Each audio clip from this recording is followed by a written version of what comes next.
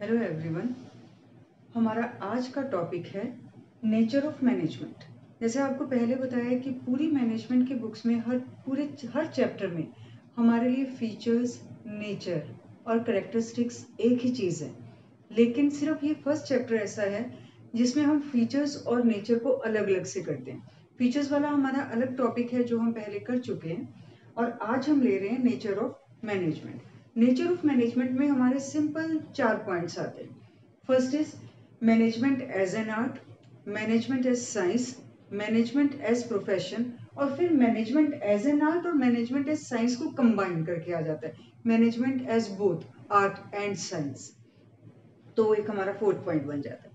तो first of all आज हम लेने जा रहे हैं अपना first point, management as an art. इसमें हमें सबसे पहले ये देखना है कि आर्ट का मीनिंग क्या है। आर्ट का मीनिंग ये है कि ये ऐसी चीज है, ऐसी नॉलेज है जो क्रिएटिविटी से, जो प्रैक्टिस से बढ़ती रहती है, that is known as art, right. तो अब हमें ये कंपेयर करना है इसको, आर्ट को मैनेजमेंट के साथ, कि मैनेजमेंट आर्ट है या नहीं है। तो हम यहाँ पे कैसे इस टॉपिक को शुरू करेंगे? हम शुरू करेंगे कि हम आर्ट के फीचर्स लेंगे और ये देखेंगे either this particular feature of art is present in management और नॉट। बस हमारा वो टॉपिक हो जाएगा उससे। तो हमारा फर्स्ट पॉइंट है मैनेजमेंट एज एन आर्ट में सिस्टमेटिक बॉडी ऑफ नॉलेज। ये हमारा आर्ट का पॉइंट है। आर्ट क्या कहते हैं कि आर्ट्स में हमें एक सिस्टमेटिक बॉडी ऑफ नॉलेज मिलती है। बॉडी ऑफ नॉलेज में सिस्टमेटिक स्टडी मटेरियल मिल रहा है। आज अगर हम आर्ट्स को पढ़ना चाहते हैं, आर्ट की नॉलेज चाहते हैं किसी भी आर्ट की, तो हमें उसके ऊपर रिलेटेड बुक्स इजीली अवेलेबल हो जाती हैं। हमारी बेसिक बुक्स भी होंगी, उसकी एडवांस बुक्स भी होंगी, तो हमें वो आर्ट से रिलेटेड सारे रिलेटेड स्टडी मटेरियल अवेलेबल है। ये हमारा हो गया फर्स्ट फीचर ऑफ आर्ट। अब हम ये देखेंगे कि ये फीचर मैनेजमेंट में प्रेजेंट है या नहीं। तो मैनेजमेंट का भी यही है कि अगर हम मैनेजमेंट को पढ़ना चाह रहे हैं, आप मैनेजमेंट की बुक्स ले लो, बीबीए करते हो, एमबीए करते हो, तो वो क्या है, आपको सारा स्टडी मटेरियल अवेलेबल है मैनेजमेंट से रिलेटेड। तो इसका मतलब जो आर्ट से रिलेटेड स्टडी मटेरियल अवेलेबल है, सेम फीचर हमारा मैनेजमेंट में है कि अगर हम मैनेजमेंट को स्टडी करना चाहें तो हमारा ये फीचर भी मैनेजमेंट का प्रेजेंट है, उसमें वो अवेलेबल है स्टडी मटेरियल हमें। तो इसका मतलब this feature of art is present in management. तो इसका मतलब हमने यहाँ पर टिक कर दिया कि ये फीचर तो मैनेजमेंट में प्रेजेंट है। अब हम अपना दूसरा पॉइंट लेते हैं, पर्सनलाइज्ड एप्लीकेशन। पर्सनलाइज्ड एप्लीकेशन का क्या मीनिंग है? देखो, ये वर्ड बना है पर्सनल से, और एप्लीकेशन का मतलब अपनी नॉलेज को अप्लाई करना।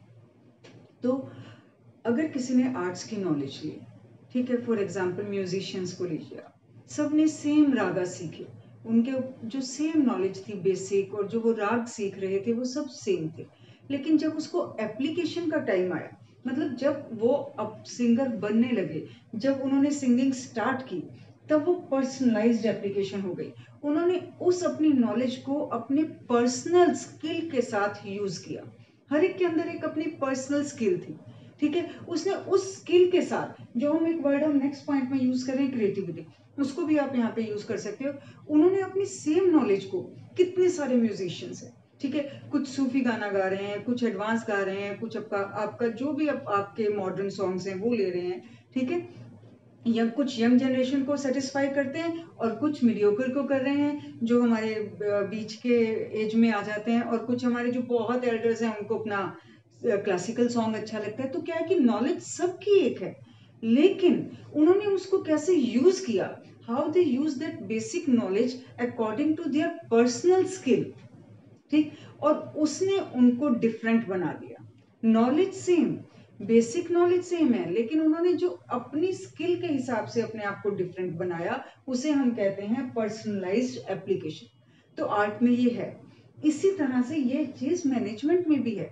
मैनेजमेंट में कैसे है?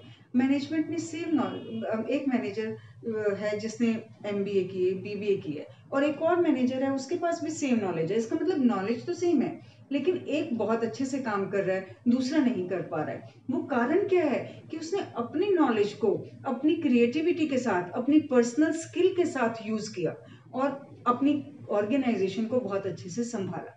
लेकिन दूसरा उस थ्योरेटिकल नॉलेज को एप्लीकेशन में गलत तरीके से ला रहा है, उसको यूज नहीं कर पा रहा है, उसकी पर्सनलाइज्ड एप्लीकेशन रॉन्ग है।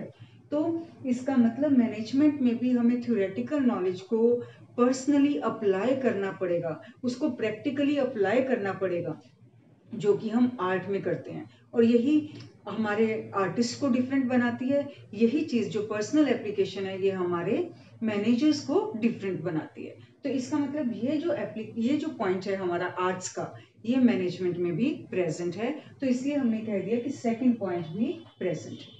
ठीक है, अब हमारा third point, art is based on practice and creativity. एक बहुत पुराना प्रोवर्ब है, practice makes a man perfect. Arts में भी सेम है, आप जितना प्रैक्टिस करते रहोगे आप उतने परफेक्ट हो जाओगे। ठीक, मैनेजमेंट का भी यही है। हम आज मैनेजर बने, हो सकता है हम आज कई गलतियां कर रहे हैं, लेकिन धीरे धीरे जब हम प्रैक्टिस में रहे, उन्हीं कंडीशंस में रहे, तो हमें प्रॉब्लम्स को सॉल्व करना आ गया और इसी प्रैक्टिस ने परफेक्ट बना दिया। तो इसका मतलब अगर आर्ट्स में practice makes a man perfect, तो यही चीज मैनेजमेंट में भी है, practice makes a man perfect. और यही हमारी क्रिएटिविटी को हमने पर्सनलाइज्ड एप्लीकेशन के साथ यूज किया एक्चुअली। तो यही है हमारा ये पॉइंट कि बेस्ड ऑन प्रैक्टिस, आर्ट्स हमारा प्रैक्टिस के ऊपर बेस्ड है। More is the practice, more will be the perfection in the work. और यही चीज मैनेजमेंट में है, जितनी प्रैक्टिस करते जाएंगे उतना दूसरों से डील करना ज्यादा आएगा, उतना प्रॉब्लम्स को सॉल्व करना ज्यादा आएगा। इसका मतलब ये वाला भी पॉइंट हमारा जो आर्ट्स का था, ये फीचर में मैनेजमेंट में भी प्रेजेंट है। तो मतलब ये तीनों पॉइंट्स, चाहे वो नॉलेज सिस्टमेटिक स्टडी मटेरियल से रिलेटेड है, या हम कहें कि वो पर्सनलाइज्ड एप्लीकेशन, कैसे उसने अपनी थ्योरेटिकल नॉलेज को यूज किया, वो पॉइंट हो, या हम कहें कि बेस्ड ऑन प्रैक्टिस, ये तीनों जो फीचर्स हैं हमारे आर्ट्स के, ये साइंस में भी प्रेजेंट है। इसलिए हम कहते हैं कंक्लूजन में, management is a pure art, management is an exact art. ठीक है, इसमें एक चीज और याद रखिए, इस क्वेश्चन में हमेशा कंक्लूजन के सेपरेट मार्क्स होते हैं। आपको कंक्लूजन जरूर लिखना है, नहीं तो मार्क्स काट दिए जाते हैं, उसकी वेटेज होती है।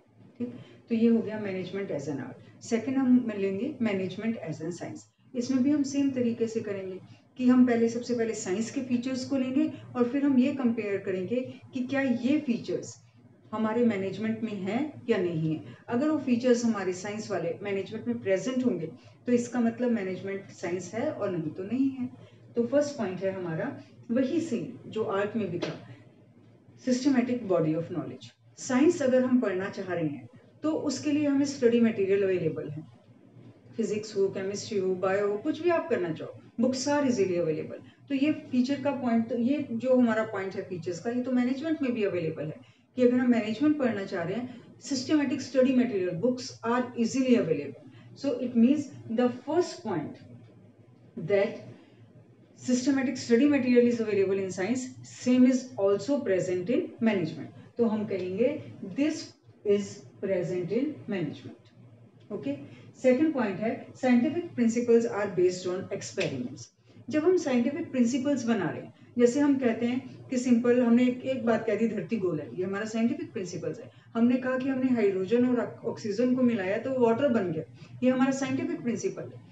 ठीक है, तो हम ये कह रहे हैं बेस्ड ऑन एक्सपेरिमेंट्स। ये कहाँ से आया, ये प्रिंसिपल कैसे बना, रिपीटेड एक्सपेरिमेंट्स हुए, तो तब जाके साइंस ने एक प्रिंसिपल बनाया कि हाँ अगर हम ऐसा कर रहे हैं तो ऐसा होगा।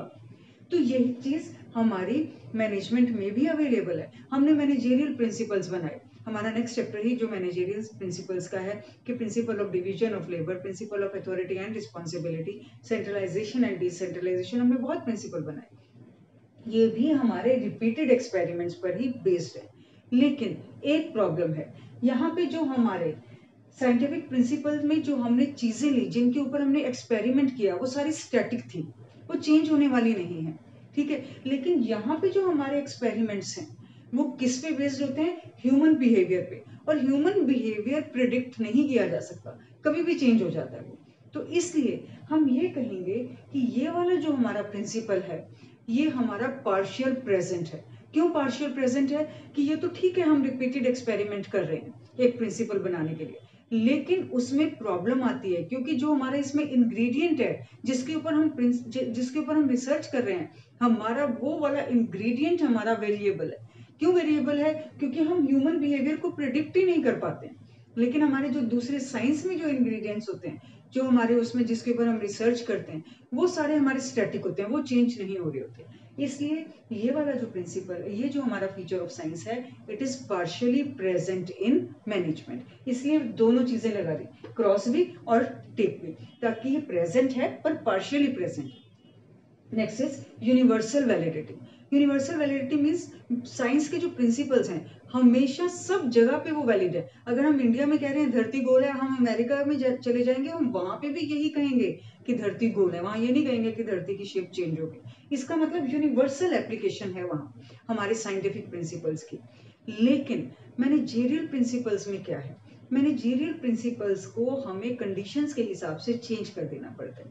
फॉर एग्जाम्पल, हम कह रहे हैं कि डिवीजन ऑफ लेबर, ठीक, डिवीजन ऑफ लेबर की वैलिडिटी है, हर जगह है, यूनिवर्सल वैलिडिटी है कि हमें काम को बांट देना चाहिए, उससे हमारी वो बढ़ जाएगी, हमारी एफिशिएंसी बढ़ जाती है, ठीक है। लेकिन अगर कहीं पे लेबर अवेलेबल ही नहीं है, हमारे यहाँ पे तो प्लेंटी ऑफ लेबर अवेलेबल है, लेकिन अगर हम किसी बाहर के देश में चले जाएं और वहां पे हमें लेबर इजीली अवेलेबल नहीं है, तो काम खुद ही करना है सारा। इसका मतलब ये जो, या अगर एक पर्सन है उसी को ही अपना पूरा काम निपटाना है, इसका मतलब ये प्रिंसिपल हमें कंडीशंस के हिसाब से चेंज कर देने होंगे, ठीक।